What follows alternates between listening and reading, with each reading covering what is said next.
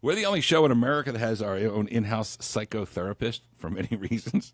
I think we all need it after some of the news out there. Jill Payne is adorable. Met her through our good friends at Houston Baptist University on a mission really just to help her website, and we became friends. And I'm like, you're just freaking hilarious. You got to like come on the show. She started coming on. We made her a regular weekly guest. She's part of the American Psychotherapy Association. Jill, how are you? I'm good, Sam. How are you? Excellent. Thanks for joining us on Skype. All right, serious note. Let me get my serious face on. Muslim terror attack, Muslim slaughter of the innocent that took place in Manchester. Little girls and their moms, they're just going to a Ariana Grande concert, man. They look forward to it. Right. And so many little girls blown to bits not coming home because of this. What if you have kids and there's concerts coming up? Kendrick Lamar at the Toyota Center, Enrique Iglesias. I got tickets, and they're like, I don't want to go now because they saw what this Muslim terrorist did. And what other Muslim terrorists did at Bataclan, in Paris, in Nice, the slaughter of the innocent. What do you tell the kids who are now scared to go to big, crowded events?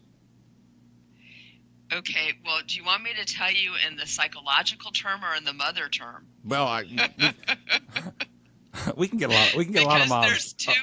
I'm surrounded. There's two. God, no, I'm surrounded by moms here. Give me the psychoanalyst, psychotherapist.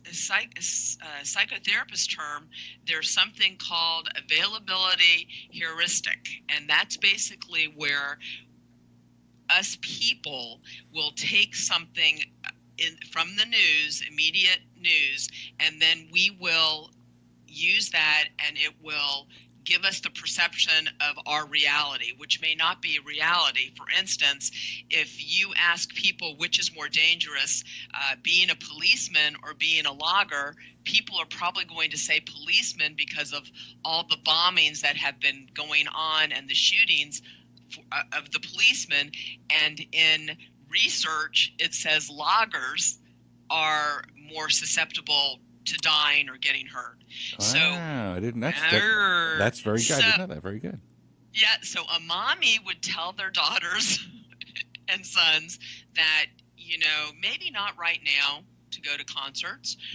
They would also probably, I think they need to be rational, just like I said, because that is a fallacy that it's extremely dangerous to go to a concert. I mean, it's like being hit by lightning.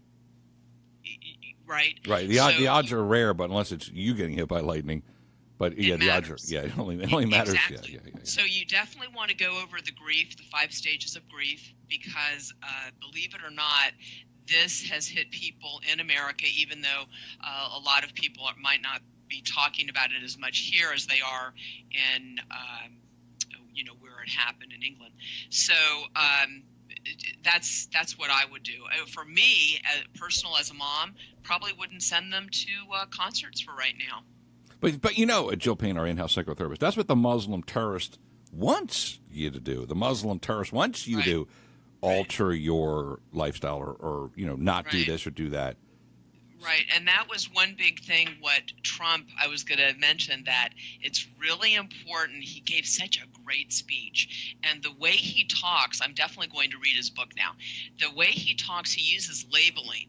Now, labeling can be a good thing, and it can be a negative thing. When he uses labeling, believe it or not, it's a great thing because it changes the perception of the person or the group. So when he labeled the terrorists as losers, what did he say? Evil losers? Yeah. Okay. Okay. So then people start looking at that group differently, and so it gets them to have more power. It gets the people that are not terrorists to have more power. Just like you're saying, if you don't go to those functions, that's giving power to the terrorists. So I love it. Let's take a step here. So this our in-house psychotherapist Jill Payne by Donald J. Trump calling the Muslim terrorist a loser. That was then just people just look at him. They're like, yeah, they are losers versus they're heroes or something like that. Right. Just a little study so your listeners can understand. I'm not going to get really into the study, but basically this is what happened.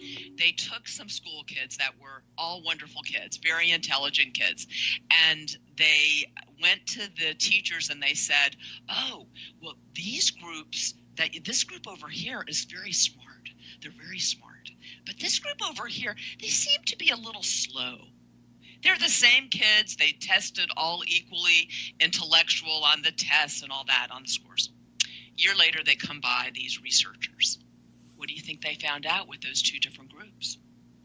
The ones who were told they were good did better, and the ones who were told they were schmucks ended up in radio hosting shows. Exactly. Well,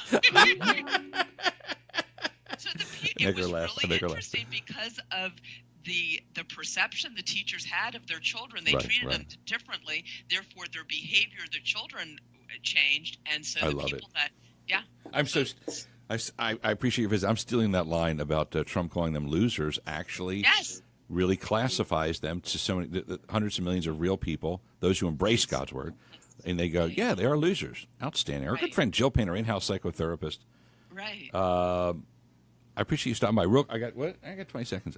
You're working on a book. What do you got coming up, real quick? Give me a 20-second teaser. Well, I have a book coming out. I just started, so I'm hoping to get it out by December, but who knows? And it's basically going to have a psychological view so that you can see, so people can see both sides to the story. For instance, I want people to understand that when you have a coin, there's not just heads or tails. There's that little rim around it. And that's what my book is going to entail. I may use some psychological terms. It's going to be about Trump and how he is affecting our society. Just a little bit, I want you to know, when he is overseas or he went overseas, how did those people treat him? The Arabs and the Israelis. He was treated like royalty. Yeah, he was. Jill Payne, our in-house psychotherapist, making her Wednesday visit on our show. Thank you for stopping by. You take care, Sam. Thank you. You too.